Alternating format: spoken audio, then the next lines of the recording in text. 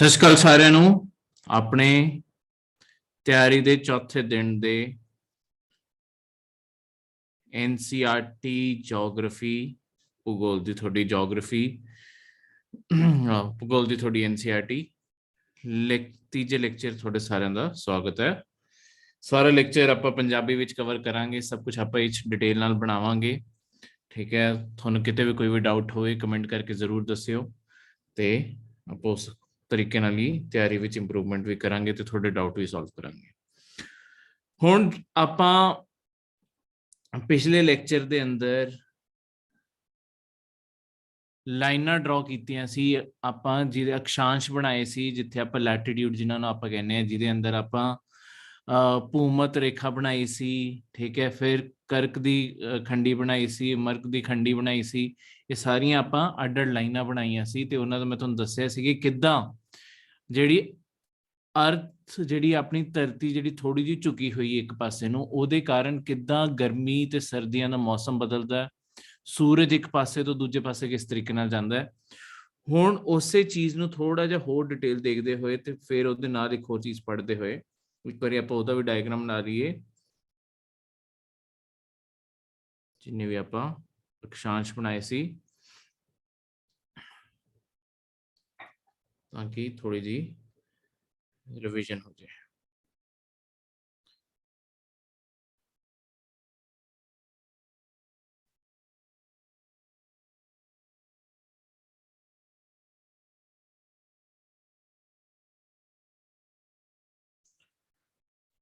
ਹੁਣ ਜਿਹੜੀ ਸਭ ਤੋਂ ਸੈਂਟਰ ਵਿੱਚ ਲਾਈਨ ਸੀ, ਜਿਹਨੂੰ ਆਪਾਂ 0 ਡਿਗਰੀ ਲਿਖਦੇ ਸੀ, ਇਹ ਸੀਗੀ ਤੁਹਾਡੀ ਭੂਮਧ ਰੇਖਾ। ਠੀਕ ਹੈ, ਫਿਰ 23.5 ਡਿਗਰੀ ਜਿਹੜੀ ਨਾਰਥ ਹੈ ਤੇ ਇੱਥੇ 23.5 ਡਿਗਰੀ ਸਾਊਥ ਹੈ। ਨਾਰਥ ਵਾਲੀ ਨੂੰ ਆਪਾਂ ਕਹਿੰਦੇ ਆ ਕਰਕ ਦੀ ਖੰਡੀ, ਤੇ ਸਾਊਥ ਵਾਲੀ ਨੂੰ ਆਪਾਂ ਕਹਿੰਦੇ ਆ ਮਕਰ ਦੀ ਖੰਡੀ। ਠੀਕ ਹੈ, ਫਿਰ ਬਿਲਕੁਲ ਉੱਤੇ ਨਾਰਥ ਵਿੱਚ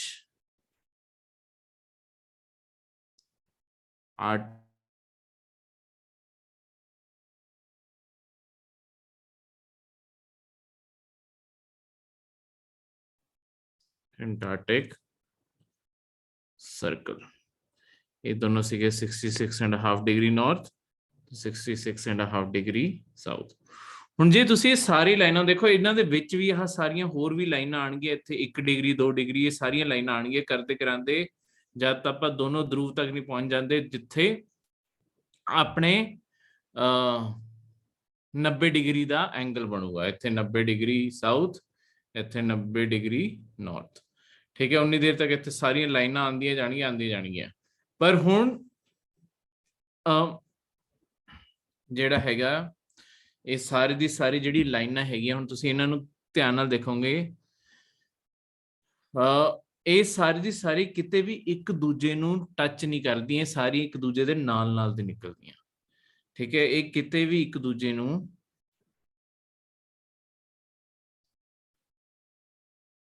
ਇਹ ਸਾਰੀਆਂ ਲਾਈਨਾਂ ਇੱਕ ਦੂਜੇ ਨੂੰ ਕੱਟਦੀਆਂ ਨਹੀਂ ਹੈ। ਠੀਕ ਹੈ, ਕੱਟਦੇ ਨਹੀਂ।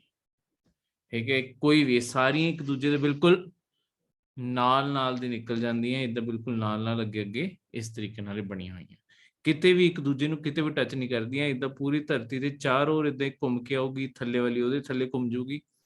ਠੀਕ ਹੈ, ਤੇ ਇਹਨਾਂ ਵਿੱਚੋਂ ਜੇ ਤੁਹਾਨੂੰ ਕਦੀ ਵੀ ਪੁੱਛਿਆ ਜਾਵੇ ਜਿਹੜਾ ਸਭ ਤੋਂ ਪੂਰੀ ਧਰਤੀ ਉੱਤੇ ਸਭ ਤੋਂ ਵੱਡਾ ਚੱਕਰ ਕਿੱਥੇ ਬਣਦਾ ਹੈ, ਆ ਜਿਹੜਾ ਭੂਮਧ ਰੇਖਾ ਹੈਗੀ ਆ, ਇਹ ਸਭ ਤੋਂ ਵੱਡਾ ਚੱਕਰ ਹੈ, ਕਿਉਂਕਿ ਧਰਤੀ ਇੱਥੇ ਸਭ ਤੋਂ ਜ਼ਿਆਦਾ ਚੌੜੀ ਹੈ।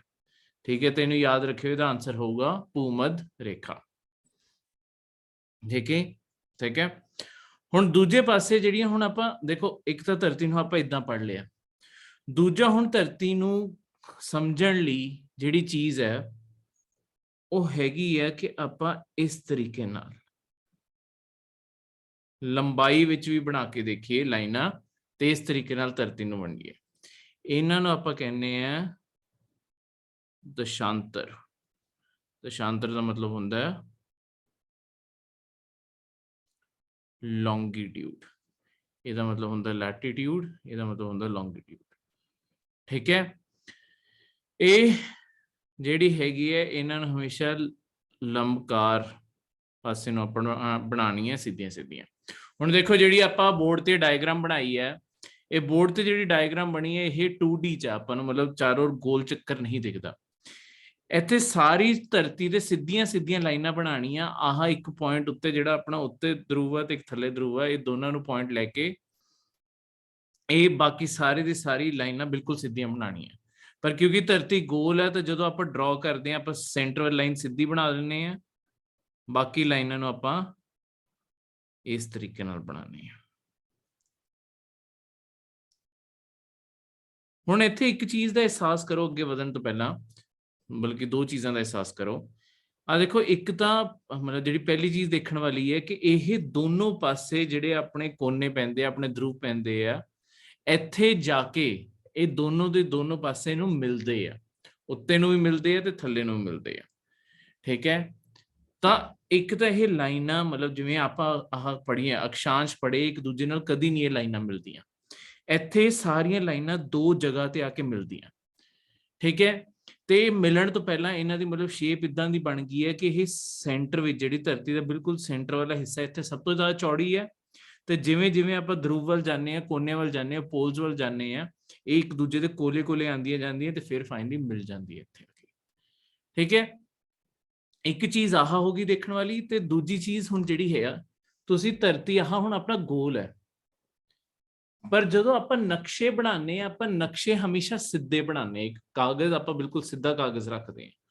ਹੁਣ ਜੇ ਧਰਤੀ ਗੋਲ ਹੈ ਤਾਂ ਤੁਸੀਂ ਇਹ ਮੰਨੋ ਜਿਹੜੀ ਆਹ ਕੋਈ ਵੀ ਉਂਗਲ ਮੰਨ ਲਓ, ਜਿਵੇਂ ਆਹ ਉਂਗਲ ਹੋ ਗਈ, ਹੁਣ ਆ ਜਿਹੜੀ ਇਸ ਲਾਈਨ ਜਿਹੜੀ ਆਪਣਾ ਦਸ਼ਾਂਤਰ ਆ ਜਿਹੜੀ ਆਹ ਗਈ ਇੱਥੇ ਉੱਤੇ ਮਿਲੀ ਤੇ ਇਧਰੋਂ ਦੀ ਆਹ ਇਸ ਪਾਸੇ ਨੂੰ ਗਈ, ਇੱਥੋਂ ਦੀ ਥੱਲੇ ਨੂੰ ਮਿਲੀ ਹੋਗੀ, ਯਾਨੀ ਕਿ ਹੈਗੀ ਇੱਕੋ ਹੀ ਲਾਈਨ ਹੈ। ਇਹ ਚਾਰੋਂ ओर ਧਰਤੀ ਦੇ ਘੁੰਮ ਰਹੀ ਹੈ ਇੱਕ ਸਰਕਲ ਦੇ ਤੌਰ ਤੇ, ਪਰ ਹੈਗੀ ਇੱਕੋ ਲਾਈਨ ਹੈ। ਜੇ ਮੈਂ ਇਹਨੂੰ ਇੱਥੋਂ ਥੱਲੋਂ ਖੋਲਦਾ ਤੇ ਇਧਰੋਂ ਦੀ ਧਰਤੀ ਨੂੰ ਇਦਾਂ ਜੋੜਦਾ, ਆਪਣਾ ਇੱਕ ਸਿੱਧਾ ਨਕਸ਼ਾ ਇਸ ਤਰੀਕੇ ਨਾਲ ਤਿਆਰ ਕੀਤਾ ਜਾਂਦਾ ਹੈ। ਠੀਕ ਹੈ, ਮੈਂ ਕੀ ਕਹਿਣਾ ਚਾਹੁੰਦਾ, ਮੈਂ ਇਸ ਚੀਜ਼ ਨੂੰ ਸਮਝਾ ਵੀ ਦਿੰਦਾ। ਹੁਣ ਦੇਖੋ, ਪਹਿਲਾਂ ਮੈਂ ਤੁਹਾਨੂੰ ਆਹ ਸਮਝਾਣਾ, ਆ ਆਪਣਾ ਇੱਕ ਸਿੱਧਾ ਨਕਸ਼ਾ ਜਿਵੇਂ ਆਪਾਂ ਪੂਰੀ ਦੁਨੀਆ ਦਾ ਨਕਸ਼ਾ ਬਣਾਉਂਦੇ ਹਾਂ। ਹੁਣ ਇਸ ਨਕਸ਼ੇ ਨੂੰ ਧਿਆਨ ਨਾਲ ਦੇਖੋ। ਦੇਖੋ, ਇਹ ਤਾਂ ਆਪਾਂ ਨੂੰ ਪਤਾ ਕਿ ਦੁਨੀਆ ਗੋਲ ਹੈ, ਇਸ ਤਰੀਕੇ ਨਾਲ ਸਿੱਧੀ ਨਹੀਂ ਹੈ। ਤਾਂ ਹੁਣ ਇੱਥੇ ਜਿਹੜੀ ਵੀ ਇਦਾਂ ਸਿੱਧੀ ਲਾਈਨ ਖਿੱਚੀ ਹੋਊਗੀ, ਇਹ ਕਿਸੇ ਨਾ ਕਿਸੇ ਜਗ੍ਹਾ ਤੇ ਇੱਥੇ ਕੋਨੇ ਤੇ ਗਈ ਹੋਊਗੀ, ਇਹ ਕਿਤੋਂ ਦੀ ਹੋਰ ਕਿਤੋਂ ਦੀ ਘੁੰਮ ਕੇ, ਪਿੱਛੋਂ ਦੇ ਕਿਤੇ ਹੋਰ ਘੁੰਮ ਕੇ ਫਿਰ ਵਾਪਸ ਕਿਤੋਂ ਹੋਰ ਦੀ ਇਦਾਂ ਗੋਲ ਘੁੰਮ ਕੇ ਗਈ ਹੋਊਗੀ, ਫਿਰ ਮਤਲਬ ਆਹ ਇਸ ਸਾਈਡ ਇਦਾਂ ਧਰਤੀ ਹੋਊਗੀ। ਠੀਕ ਹੈ, ਇਹਦੇ ਦੋ ਕੋਨੇ ਹੋਣੇ ਚਾਹੀਦੇ ਨਾ, ਤਾਂ ਇੱਕ ਸਿੱਧੀ ਲਾਈਨ ਇਸ ਤਰੀਕੇ ਨਾਲ ਐਗਜ਼ਿਸਟ ਕਰਨੀ ਚਾਹੀਦੀ ਹੈ। ਮਤਲਬ ਜਿਵੇਂ ਆ ਗੋਲ ਧਰਤੀ ਹੈ ਤੇ ਇਹਦੇ ਉੱਤੇ ਮੈਂ ਇਦਾਂ ਲਾਈਨਾਂ ਬਣਾਉਣੀਆਂ ਸ਼ੁਰੂ ਕਰ ਲਾਂ, ਇਦਾਂ ਸਿੱਧੀਆਂ ਸਿੱਧੀਆਂ ਲਾਈਨਾਂ ਬਣਾਉਣਾ ਸ਼ੁਰੂ ਕਰ ਲਾਂ, ਜਿਵੇਂ ਆਹੀ ਲਗਾ ਲਓ। ਹੁਣ ਜਿਹੜੀ ਆਹ ਸਿੱਧੀ ਲਾਈਨ ਹੈ, ਇਹ ਘੁੰਮ ਕੇ ਕੋਈ ਤਾਂ ਪਿੱਛੇ ਇੱਕ ਲਾਈਨ ਹੋਊਗੀ ਨਾ ਜਿਹਦੇ ਇੱਥੇ ਜਾਊਗੀ, ਤਾਂ ਹੀ ਤਾਂ ਇੱਕ ਗੋਲ ਚੱਕਰ ਬਣੂਗਾ, ਧਰਤੀ ਦਾ ਗੋਲ ਚੱਕਰ ਬਣੂਗਾ। ਤਾਂ ਜੇ ਮੈਂ ਉਸ ਲਾਈਨ ਨੂੰ ਤੋੜਦਾ ਤੇ ਉਹਨੂੰ ਸਿੱਧਾ ਕਰਦਾ, ਹੁਣ ਦੇਖੋ ਇੱਥੇ ਥੋੜਾ ਜਿਹਾ ਮੈਥਸ ਹੈ, ਮਤਲਬ ਮੈਥਸ ਵੈਸੇ ਨਹੀਂ ਹੈ ਪਰ ਇੱਕ ਕੰਸੈਪਟ ਦੱਸਣ ਵਾਲਾ ਹੈ। ਹੁਣ ਮੈਂ ਤੁਹਾਨੂੰ ਜੋ ਗੱਲ ਕਹੀ ਹੈ, ਦੇਖੋ ਆਹ ਤੁਹਾਡੀ ਧਰਤੀ ਦਾ ਕੋਈ ਵੀ ਗੋਲਾ ਲਗਾ ਲਓ, ਆ ਜਿਵੇਂ ਆਹ ਜਿਹੜੀ ਸਿੱਧੀ ਲਾਈਨ ਬਣਾਈ ਸੀ, ਇਹ ਪਿੱਛੇ ਘੁੰਮ ਕੇ ਜਾਊਗੀ ਤਾਂ ਪੂਰੀ ਧਰਤੀ ਦੇ ਪਿੱਛੇ ਇਦਾਂ ਹੀ ਤਾਂ ਘੁੰਮ ਕੇ ਆਊਗੀ।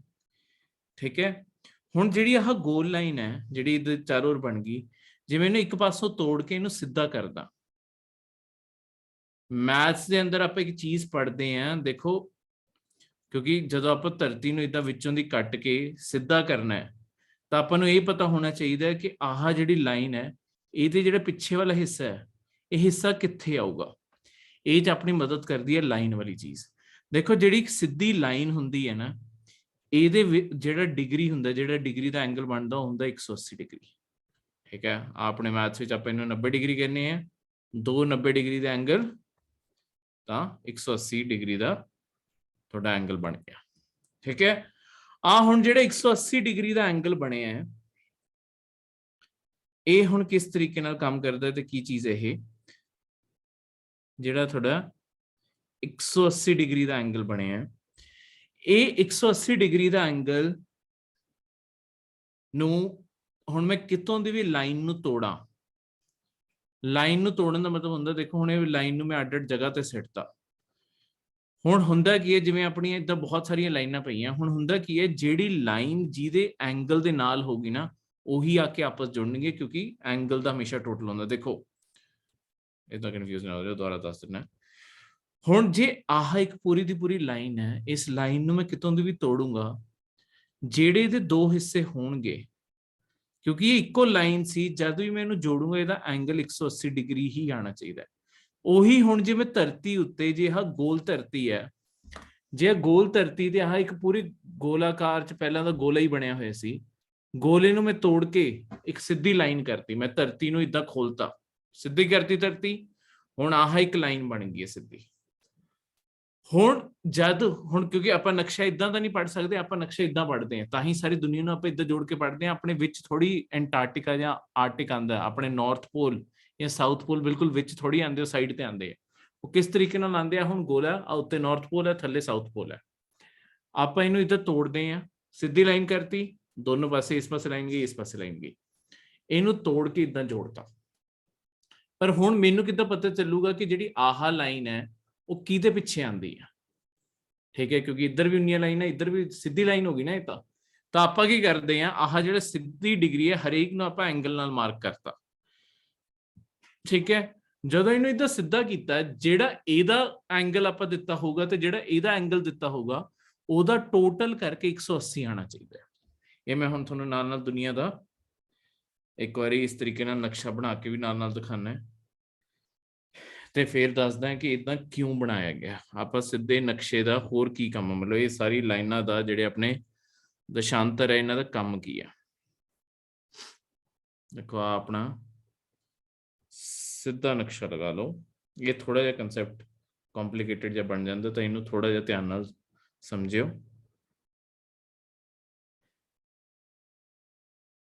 ਹੁਣ ਜਦੋਂ ਆਪਾਂ ਦੁਨੀਆ 'ਚ ਇੱਕ ਸਾਰੀ ਕੈਲਕੂਲੇਸ਼ਨ ਸ਼ੁਰੂ ਕਰਦੇ ਹਾਂ, ਆਪਾਂ ਨੂੰ ਇੱਕ ਪੁਆਇੰਟ ਨੂੰ ਸੈਂਟਰ ਮੰਨਣਾ ਪੈਣਾ, ਤਾਂ ਹੀ ਆਪਾਂ ਡਿਗਰੀਆਂ ਮੇਜਰ ਕਰਨਾ ਸ਼ੁਰੂ ਕਰ ਸਕਦੇ ਹਾਂ। ਇਸ ਲਾਈਨ ਨੂੰ ਆਪਾਂ ਕਹਿੰਦੇ ਹਾਂ 0 ਡਿਗਰੀ ਲਾਈਨ। ਇਸ ਸਾਈਡ ਵੀ ਇੱਕ 0 ਡਿਗਰੀ ਲਾਈਨ ਹੈਗੀ ਹੈ। ਠੀਕ ਹੈ, ਹੁਣ ਜਿਹੜੀ 0 ਡਿਗਰੀ ਲਾਈਨ ਹੈ, ਜਿਹੜੀ ਇੱਥੇ ਆਪਾਂ ਬਣਾਈ ਹੈ, ਦੇਖੋ ਇਹ ਜਿਹੜਾ ਆਪਾਂ ਅੱਜ ਕੱਲ੍ਹ ਮੈਪ ਯੂਜ਼ ਕਰਦੇ ਹਾਂ ਨਾ, ਸਾਰੀ ਦੁਨੀਆ ਦੇ ਅੰਦਰ ਤੁਹਾਡੇ ਜਿਹੜੇ ਗੋਰੇ ਹੈ, ਜਿਹੜੇ ਤੁਹਾਡੇ ਅੰਗਰੇਜ਼ ਹੈ, ਉਹਨਾਂ ਦੇ ਦੁਆਰਾ, ਕਿਉਂਕਿ ਉਹਨਾਂ ਨੇ ਦੁਨੀਆ ਦਾ ਸਭ ਤੋਂ ਵੱਡਾ ਇੰਪਾਇਰ ਬਣਾਇਆ ਸੀ, ਤਾਂ ਇਸ ਕਾਰਨ ਉਹਨਾਂ ਦਾ ਬਣਾਇਆ ਹੋਇਆ ਨਕਸ਼ਾ ਹੀ ਇਸਤੇਮਾਲ ਹੁੰਦਾ ਹੈ। ਤਾਂ ਉਹਨਾਂ ਨੇ ਕੀ ਕੀਤਾ, ਆਪਣੇ ਦੇਸ਼ ਤੋਂ ਹੀ ਸਾਰੀ ਦੀ ਸਾਰੀ ਕੈਲਕੂਲੇਸ਼ਨ ਸ਼ੁਰੂ ਕੀਤੀ ਸੀ। ਤਾਂ ਇੱਥੋਂ ਦੀ ਆਹ ਤੁਹਾਡੇ ਲੰਡਨ ਦੇ ਕੋਲੇ ਸ਼ਹਿਰ ਹੈ, ਲੰਡਨ ਦੇ ਕੋਲੇ ਸ਼ਹਿਰ ਹੈ ਗ੍ਰੀਨਵਿਚ, ਉੱਥੋਂ ਦੀ ਆਹ ਲਾਈਨ ਉਹਨਾਂ ਨੇ ਕੱਢੀ। ਉੱਥੇ ਉਹਨਾਂ ਦੀ ਆਬਜ਼ਰਵੇਟਰੀ ਹੈ, ਜਿੱਥੇ ਸਾਰੇ ਐਕਸਪੈਰੀਮੈਂਟ ਕਰਦੇ ਸੀ, ਤਾਂ ਉਹਨੂੰ ਸੈਂਟਰ ਮੰਨ ਕੇ ਉਹਨਾਂ ਨੇ ਲਾਈਨ ਕੱਢੀ। ਤੇ ਇੱਥੋਂ ਦੀ ਜਿਹੜੀ ਆਹ ਲਾਈਨ ਕੱਢੀ, ਇਹਨੂੰ ਆਪਾਂ ਕਹਿ ਦਿੰਨੇ ਆ, ਜਿਹੜੀ 0 ਡਿਗਰੀ ਲਾਈਨ ਹੈ, ਪ੍ਰਮੁੱਖ ਰੇਖਾ। ਪ੍ਰਮੁੱਖ ਰੇਖਾ, ਠੀਕ ਹੈ, ਪ੍ਰਮੁੱਖ, ਜਾਂ ਇਹਨੂੰ ਮੈਰੀਡੀਅਨ ਵੀ ਕਹਿ ਦਾਂਗੇ। ਠੀਕ ਹੈ, ਪ੍ਰਮੁੱਖ ਮੈਰੀਡੀਅਨ, ਜਾਂ ਇੰਗਲਿਸ਼ ਵਿੱਚ ਜਿਹਨੂੰ ਆਪਾਂ ਪ੍ਰਾਈਮ ਮੈਰੀਡੀਅਨ ਕਹਿੰਦੇ ਆ। ਠੀਕ ਹੈ, ਹੁਣ ਦੇਖੋ ਆਹ ਜੀ 0 ਡਿਗਰੀ ਹੈ, ਜਿਵੇਂ ਮੈਂ ਤੁਹਾਨੂੰ ਦੱਸਿਆ ਸੀ, ਇਹਦੇ ਜਿਹੜੀ ਪਿੱਛੇ ਵਾਲੀ ਲਾਈਨ ਹੋਊਗੀ, ਟੋਟਲ ਕਰਕੇ ਹਮੇਸ਼ਾ ਕੀ ਡਿਗਰੀ ਆਣਾ ਚਾਹੀਦਾ, ਮੈਂ ਤੁਹਾਨੂੰ ਹਮੇਸ਼ਾ ਦੱਸਿਆ ਸੀ, ਤਾਂ ਹੀ ਆਪਾਂ ਨੂੰ ਪਤਾ ਚੱਲੂਗਾ ਕਿ ਇਹਦੇ ਪਿੱਛੇ ਕਿਹੜੀ ਲਾਈਨ ਹੈ। ਸਿੱਧੀ, ਜਦੋਂ ਆਪਾਂ ਸਿੱਧਾ ਨਕਸ਼ਾ ਕਰਤਾ, ਏਦਾਂ ਗੋਲ ਧਰਤੀ ਸੀਗੀ, ਤੋੜਿਆ, ਸਿੱਧਾ ਕਰਤਾ। ਹੁਣ ਜੇ ਮੈਂ ਇਹਨੂੰ ਤੋੜਿਆ, ਸਿੱਧਾ ਕਰਤਾ, ਤਾਂ ਕਿਹੜੀ ਉਂਗਲ ਕਿਹਦੇ ਪਿੱਛੇ, ਮਤਲਬ ਕਿਹੜੀ ਲਾਈਨ ਕਿਹਦੇ ਪਿੱਛੇ ਹੈ, ਉਹਦਾ ਟੋਟਲ 180 ਹੋਣਾ ਚਾਹੀਦਾ। ਤਾਂ ਜੇ ਮੈਂ ਇੱਕ ਲਾਈਨ ਨੂੰ 0 ਡਿਗਰੀ ਨਾਮ ਦਿੱਤਾ ਹੈ, ਤਾਂ ਜਿਹੜੀ ਵੀ ਲਾਈਨ ਇਹਦੇ ਪਿੱਛੇ ਹੋਊਗੀ, ਉਹ ਆਪਣੇ ਆਪ ਹੀ ਉਹਨੂੰ ਆਇਡੈਂਟੀਫਾਈ ਕਰਨ ਲਈ ਆਪਾਂ ਉਹਦੇ ਉੱਤੇ ਡਿਗਰੀ ਲਿਖਾਂਗੇ 180 ਡਿਗਰੀ। ਤਾਂ ਹੁਣ ਜਿਹੜੀ 0 ਡਿਗਰੀ ਦੇ ਪਿੱਛੇ ਹੈਗੀ, ਉਹ 180 ਹੀ ਹੋਊਗੀ। ਤਾਂ ਆਪਣੇ ਆਪ ਹੀ ਇਹ ਲਾਈਨਾਂ ਇਦਾਂ ਜੁੜ ਗਈਆਂ। ਹੁਣ ਇਦਾਂ ਹੀ ਦੇਖੋ, ਜਿਵੇਂ ਆਪਾਂ ਪਹਿਲਾਂ ਵੀ ਕੰਪਸ ਦੀ ਗੱਲ ਕੀਤੀ ਹੈ, ਕਿ ਆਪਾਂ ਕੰਪਸ ਜਦ ਬਣਾਉਂਦੇ ਹਾਂ, ਆਪਾਂ ਇਸ ਤਰੀਕੇ ਨਾਲ ਸਾਰੀਆਂ ਡਾਇਰੈਕਸ਼ਨਾਂ ਲਿਖ ਦਿੰਨੇ ਇਹਦੇ ਉੱਤੇ। ਠੀਕ ਹੈ, ਈਸਟ ਵੈਸਟ ਆ ਸਭ ਕੁਝ ਇਦਾਂ ਹੋ ਗਿਆ। ਤਾਂ ਜਦੋਂ ਆਹ ਲਾਈਨ ਬਣੀ ਹੈ, ਹੁਣ ਇਹਨੇ ਧਰਤੀ ਨੂੰ ਦੋ ਸਾਈਡ ਤੇ ਵੰਡਤਾ, ਇੱਕ ਪਾਸੇ ਈਸਟ ਹੋ ਗਿਆ, ਇੱਕ ਪਾਸੇ ਵੈਸਟ ਹੋ ਗਿਆ। ਹੁਣ ਤਾਂ ਹੀ ਕਰਕੇ जब आप इत्थे सीधी लाइन बनाने हैं एक एक करके, तो आप उन्होंने ईस्ट ते वैसट लिखना शुरू कर दें। हजे मैं इनू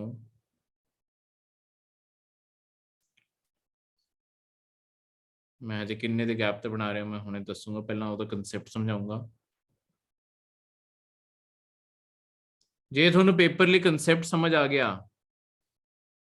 तो पेपर च क्वेश्चन नहीं गलत हो सकता।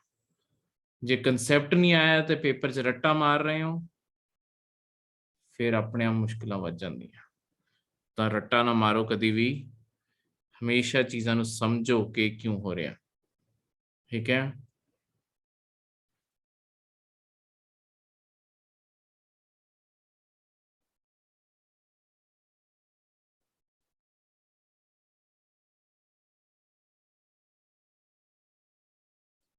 हुण सारी दुनिया ਨੂੰ ਆਪਾਂ इधर ਲਾਈਨਾਂ 'ਚ ਵੰਡਤਾ। ਹੁਣ ਦੇਖੋ ਆਹ ਕਿੰਨੀਆਂ ਲਾਈਨਾਂ ਬਣਾਉਣੀਆਂ, ਕਿੱਦਾਂ ਲਾਈਨਾਂ ਬਣਾਉਣੀਆਂ। ਹੁਣ ਇਹਦਾ ਇੱਕ ਬਹੁਤ ਵੱਡਾ ਇਸਤੇਮਾਲ ਇਹੀ ਹੈ ਕਿ ਦੇਖੋ ਇਹ ਲਾਈਨਾਂ ਮੇਰੇ ਕਿਸ ਕੰਮ ਆਉਂਦੀਆਂ। ਜਿਹੜੀ ਆਪਣੀ ਧਰਤੀ ਗੋਲ ਘੁੰਮ ਰਹੀ ਹੈ ਆਪਣੀ ਹੀ ਐਕਸਿਸ ਤੇ, ਆਪਣੀ ਉੱਥੇ ਗੋਲ ਗੋਲ ਘੁੰਮੀ ਜਾ ਰਹੀ ਹੈ। ਇਹਦੇ ਨਾਲ ਹੁੰਦਾ ਕੀ ਹੈ, ਜਦੋਂ ਉੱਥੇ ਹੀ ਖੜੀ ਘੁੰਮ ਰਹੀ ਹੈ ਆਪਣੀ ਪੂਰੀ ਧਰਤੀ ਕਦੀ ਨਾ ਕਦੀ ਸੂਰਜ ਦੇ ਅੱਗੇ ਆਊਗੀ। ਤੁਸੀਂ ਆ ਮੰਨ ਲਓ ਕੈਮਰਾ ਸੂਰਜ ਹੈ ਤੇ ਆਹ ਧਰਤੀ ਹੈ, ਆ ਪੂਰੀ ਮੁੱਠੀ ਧਰਤੀ ਹੈ। ਹੁਣ ਜਿਹੜੀ ਸਾਈਡ ਆ ਸੂਰਜ ਵੱਲ ਹੈ ਇਸ ਪਾਸੇ ਬਿਲਕੁਲ ਦੁਪਹਿਰ ਹੋ ਰਹੀ ਹੈ, ਬਿਲਕੁਲ ਸਿੱਧਾ ਜਦੋਂ ਹੋ ਗਿਆ, ਤੇ ਜਿਹੜਾ ਇਹਦਾ ਬਿਲਕੁਲ ਪਿੱਛੇ ਵਾਲਾ ਪਾਸਾ ਹੈ ਉੱਥੇ ਬਿਲਕੁਲ ਰਾਤ ਹੋਈ ਹੋਈ ਹੈ। ਤਾਂ ਹੁਣ ਜਦੋਂ ਆਪਣੀ ਧਰਤੀ ਤੇ ਗੋਲ ਗੋਲ ਘੁੰਮ ਰਹੀ ਹੈ, ਦੇਖੋ ਇੱਥੇ 12 ਵਜੇ ਹੋਣੇ ਆ ਬਿਲਕੁਲ ਸਿੱਧਾ ਪੁਆਇੰਟ, ਇੱਥੇ 12, ਇੱਥੇ 12, ਲੋ ਫਿਰ ਪਿੱਛੇ ਨੂੰ ਚਲੀ ਗਈ। ਤਾਂ ਆਪਣੀ ਧਰਤੀ ਦੀ ਪੂਰੀ ਇੱਕ ਦਿਨ ਦੀ ਜਿਹੜੀ ਪਰਿਕਰਮਾ, ਜਿਹੜਾ ਪੂਰਾ ਇੱਕ ਦਿਨ 'ਚ ਆਪਣੀ ਧਰਤੀ ਘੁੰਮਦੀ ਹੈ, ਉਸ ਚੀਜ਼ ਨੂੰ ਮੈਂ ਇਦਾਂ ਮੇਜਰ ਕਰ ਸਕਦਾ ਕਿ ਆਹ ਪੁਆਇੰਟ ਸਿੱਧਾ ਆਇਆ। ਜੇ ਮੈਂ ਸਿੱਧੀ ਲਾਈਨ ਧਰਤੀ ਤੇ ਖਿੱਚਦਾ ਤਾਂ ਆਹ ਪੁਆਇੰਟ ਹੁਣ ਬਿਲਕੁਲ ਸੂਰਜ ਦੇ ਅੱਗੇ ਆਇਆ, ਹੁਣ ਸੂਰਜ ਤੋਂ ਅੱਗੇ ਚਲਾ ਗਿਆ। ਤਾਂ ਮੈਂ ਇਸ ਚੀਜ਼ ਨੂੰ ਜਦੋਂ ਮੇਜਰ ਕਰਾਂ, ਮੈਂ ਇਸ ਤਰੀਕੇ ਨਾਲ ਕਰ ਸਕਦਾ ਕਿ ਆਹ ਸਵੇਰ ਹੋਈ, ਠੀਕ ਹੈ, ਫਿਰ ਸਵੇਰ ਹੁੰਦੇ ਹੋਏ 9, 10, 11 ਤੇ ਬਿਲਕੁਲ ਸਾਹਮਣੇ ਆ ਗਿਆ 12 ਵੱਜ ਗਏ ਦੁਪਹਿਰ ਦੇ। 1, 2, 3, 4, 5, 6, 6 ਤੋਂ ਬਾਅਦ ਰਾਤ ਹੋ ਗਈ, ਕਿਉਂਕਿ ਹੁਣ ਸੂਰਜ ਦੇ ਦੂਜੇ ਪਾਸੇ ਹੋ ਗਏ। ਤਾਂ ਦੋਨੋਂ ਕੋਨਿਆਂ ਤੇ ਥੋੜੀ ਥੋੜੀ ਲਾਈਟ ਹੈ, ਇੱਕ ਪਾਸੋਂ ਦੀ ਸੂਰਜ ਚੜ ਰਿਹਾ, ਇੱਕ ਪਾਸੋਂ ਦੀ ਆਪਾਂ ਨੂੰ ਡੁੱਬਦਾ ਹੋਇਆ ਦਿਖਦਾ, ਵਿੱਚ ਆਪਣੇ ਹੋਆ। ਤੇ ਸਾਰੀਆਂ ਜੇ ਮੈਂ ਸਿੱਧੀ ਲਾਈਨਾਂ ਬਣਾ ਕੇ ਪੜਾਂ ਤਾਂ ਮੇਰਾ ਸਾਰਾ ਦਿਨ ਦਾ ਸਮਾਂ ਆਪਾਂ ਇਸੇ ਤਰੀਕੇ ਨਾਲ, ਜਿਹੜੀ ਘੜੀ ਆ ਉਹ ਆਪਾਂ ਇਸੇ ਤਰੀਕੇ ਨਾਲ ਹੀ ਬਣਾਈ ਹੈ। ਆਪਾਂ ਕੀ ਕੀਤਾ, ਧਰਤੀ ਕਿੰਨੀ ਸਪੀਡ ਤੇ ਘੁੰਮ ਰਹੀ ਹੈ ਆਪਾਂ ਉਹਨੂੰ ਮੇਜਰ ਕਰ ਲਿਆ। ਧਰਤੀ ਦਾ ਆਕਾਰ ਕੀ ਹੈ, ਧਰਤੀ ਦੀ ਚੌੜਾਈ ਕਿੰਨੀ, ਆਪਾਂ ਉਹ ਸਭ ਕੁਝ ਮੇਜਰ ਕਰ ਲਿਆ। ਉਦੋਂ ਮੇਜਰ ਕਰਨ ਤੋਂ ਬਾਅਦ ਆਪਾਂ ਧਰਤੀ ਨੂੰ 24 ਘੰਟੇ ਵਿੱਚ ਵੰਡਤਾ। ਹੁਣ ਇਹ 24 ਘੰਟੇ ਨੂੰ ਆਹ ਹੁਣ ਡਿਗਰੀ ਵਿੱਚ ਕਿੱਦਾਂ ਵੰਡਾਂਗੇ। ਦੇਖੋ ਆਪਾਂ ਜੋ ਡਿਗਰੀਆਂ ਬਣਾਈਆਂ ਉਹ ਇਸ ਤਰੀਕੇ ਨਾਲ ਬਣਾਈਆਂ ਕਿ ਹਰ 15 ਡਿਗਰੀ ਜਿਹੜੀ ਆਪਣੀ ਧਰਤੀ ਘੁੰਮੂਗੀ ਨਾ ਉਹ 1 ਘੰਟਾ ਕਰ ਰਹੀ ਹੈ। ਹਰ 15 ਡਿਗਰੀ ਤੇ ਤੁਹਾਡਾ 1 ਘੰਟਾ ਹੋ ਰਿਹਾ। ਠੀਕ ਹੈ, ਤਾਂ ਇਸ ਚੀਜ਼ ਨੂੰ ਯਾਦ ਰੱਖਿਓ। ਇਹਦਾ ਮਤਲਬ ਕੀ ਹੈ, ਇਹਨੂੰ ਮਤਲਬ ਇੱਕ ਹੋਰ ਜਿਹੜਾ ਪੀਸੀਐਸ ਵਿੱਚ ਵੀ ਪਹਿਲਾਂ ਕੁਐਸਚਨ ਆਇਆ ਹੋਇਆ, ਯਾਨੀ ਕਿ 1 ਡਿਗਰੀ ਕਿੰਨੇ ਮਿੰਟ 'ਚ ਘੁੰਮ ਰਹੀ ਹੈ। 1 ਡਿਗਰੀ ਤੁਹਾਡੀ 4 ਮਿੰਟ ਦੇ ਅੰਦਰ ਘੁੰਮ ਰਹੀ ਹੈ। ਇਹ ਪੀਸੀਐਸ ਦਾ ਪ੍ਰੀਵੀਅਸ ਈਅਰ ਪੇਪਰ ਦਾ ਕੁਐਸਚਨ ਹੈ। ਤਾਂ ਬਹੁਤ ਆਸਾਨ ਕੁਐਸਚਨ ਵੀ ਪੁੱਛਦੇ ਆ, ਬਸ ਆਪਾਂ ਨੂੰ ਕਨਸੈਪਟ ਆਉਣਾ ਚਾਹੀਦਾ। ਦੇਖੋ 15 ਡਿਗਰੀ 1 ਘੰਟਾ, ਤਾਂ ਧਰਤੀ ਨੂੰ ਦੇਖੋ ਹੁਣ ਜਦੋਂ ਮੈਂ ਆਹ ਚੀਜ਼ ਆਪਣੇ ਹੁਣ ਕਿੱਥੇ ਕੰਮ ਆਉਂਦੀ, ਇਸ ਚੀਜ਼ ਨੂੰ ਮੈਂ ਦਿਖਾਵਾਂ। ਹੁਣ ਆਹ ਦੇਖੋ, ਆਹ ਧਰਤੀ ਨੂੰ ਮੈਂ ਬਿਲਕੁਲ ਨਾਰਥ ਤੋਂ ਦਿਖਾ ਰਿਹਾ, ਬਿਲਕੁਲ ਉੱਤੋਂ ਦੀ ਟੌਪ ਤੋਂ ਦਿਖਾ ਰਿਹਾ। ਹੁਣ ਜਿਹੜੀ ਆਹ ਬਿਲਕੁਲ ਟੌਪ ਤੋਂ ਧਰਤੀ ਦਿਖਾ ਰਿਹਾ ਮੈਂ, ਇੱਥੇ ਆਹ ਦੇਖੋ ਆਹ ਸਾਰੀਆਂ ਦੀਆਂ ਸਾਰੀਆਂ ਸਿੱਧੀਆਂ ਲਾਈਨਾਂ ਬਣਾਤੀਆਂ। ਆ ਲਾਈਨ ਗਈ, ਠੀਕ ਹੈ, ਆ ਲਾਈਨ ਗਈ, ਆ ਲਾਈਨ, ਇਦਾਂ ਮੈਂ ਸਾਰੀਆਂ, ਤਾਂ ਮੈਂ ਧਰਤੀ ਨੂੰ ਇੱਕ ਛੋਟੇ ਛੋਟੇ ਹਿੱਸੇ ਵਿੱਚ ਵੰਡਤਾ। ਹੁਣ ਜਿਵੇਂ ਜਿਵੇਂ ਧਰਤੀ ਘੁੰਮੂਗੀ ਅੱਗੇ ਨੂੰ, ਇਹ ਨਾਲ ਦੀ ਨਾਲ ਇਹ ਵਾਲਾ ਕੋਨਾ ਜਿੱਥੇ ਸੂਰਜ ਦੀ ਜਗ੍ਹਾ ਤੇ ਅੱਗੇ ਹੈ ਇਹ ਮੈਨੂੰ ਦਿਖ ਜਾਊਗਾ। ਆ ਦੇਖੋ ਆ ਪਿੱਛੇ ਡਾਰਕ ਹੋ ਗਿਆ, ਇੱਥੇ ਰਾਤ ਹੋਈ ਪਈ ਹੈ। ਠੀਕ ਹੈ, ਹੁਣ ਜਿਵੇਂ ਜਿਵੇਂ ਮੈਂ ਧਰਤੀ ਨੂੰ ਘੁਮਾਊਂਗਾ, ਆ ਦੇਖੋ ਇੱਥੇ ਦਿਨ ਹੁੰਦਾ ਜਾਊਗਾ, ਉਹ ਸੌਰੀ, ਇੱਥੇ ਦਿਨ ਹੁੰਦਾ ਜਾਊਗਾ ਤੇ ਧਰਤੀ ਦੂਰ ਵੀ ਜਾ ਰਹੀ ਹੈ, 1 ਮਿੰਟ, ਉੱਥੇ ਦਿਨ ਹੁੰਦਾ। ਦੇਖੋ ਆਹ ਕੋਨਾ ਦੇਖੋ, ਇੱਥੇ ਜ਼ਮੀਨ ਹੈ ਨਾ, ਤੇ ਇਹਨੂੰ ਜਿਵੇਂ ਘੁਮਾਇਆ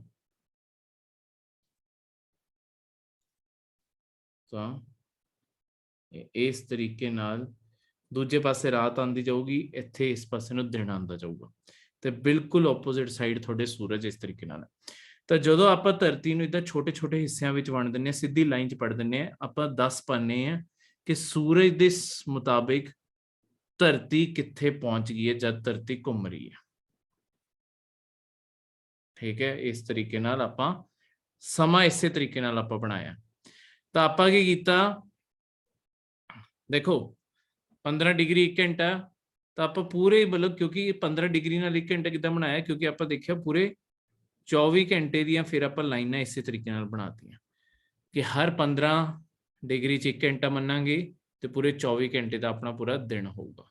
ਇਸ ਤਰੀਕੇ ਨਾਲ ਆਪਣਾ ਸਾਰਾ ਸਮਾਂ ਬਣਾਇਆ ਗਿਆ, ਇਸ ਤਰੀਕੇ ਨਾਲ ਆਪਣੀਆਂ ਘੜੀਆਂ ਕੰਮ ਕਰਦੀਆਂ।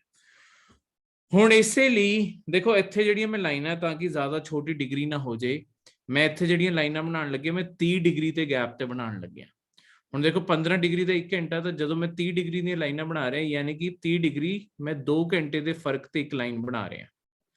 ਤਾਂ ਬਸ ਉਹ ਆਟੋਮੈਟਿਕਲੀ ਸਮਝ ਲਓ ਕਿ 15 ਡਿਗਰੀ ਤੇ ਜੇ ਮੈਂ ਇਦਾਂ 15 ਡਿਗਰੀ ਦੀਆਂ ਲਾਈਨਾਂ ਬਣਾਉਂਦਾ, ਉਹਨਾਂ ਦੇ ਵਿੱਚ 1 ਘੰਟੇ ਦਾ ਫਰਕ ਸੀ। ਮੈਂ ਬਣਾ ਰਿਹਾ 30 ਡਿਗਰੀ ਦੀ ਲਾਈਨਾਂ ਦਾ ਫਰਕ, ਤਾਂ ਇਹਦਾ ਮਤਲਬ ਇਹਨਾਂ ਦੇ ਵਿੱਚ 2 ਘੰਟੇ ਦਾ ਫਰਕ ਹੈ। ਇੱਥੇ 15 ਡਿਗਰੀ ਦੀ ਹੋਰ ਲਾਈਨ ਹੁੰਦੀ ਤਾਂ ਘੰਟਾ ਘੰਟਾ ਹੋ ਜਾਂਦਾ ਨਾ। ਠੀਕ ਹੈ, ਤੇ ਇਸ ਤਰੀਕੇ ਨਾਲ।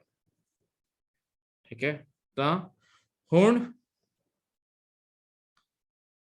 0 ਡਿਗਰੀ ਦੇ ਦੋਨੋਂ ਪਾਸੇ 30 ਡਿਗਰੀ 30 ਡਿਗਰੀ ਨਾਲ ਡਾਇਰੈਕਸ਼ਨ ਆ ਵੈਸਟ ਹੋ ਗਿਆ, ਆ ਈਸਟ ਹੋ ਗਿਆ, ਆ 60 ਡਿਗਰੀ ਈਸਟ, ਆ 60 ਡਿਗਰੀ ਵੈਸਟ, ਆਹ 90 ਡਿਗਰੀ ਈਸਟ।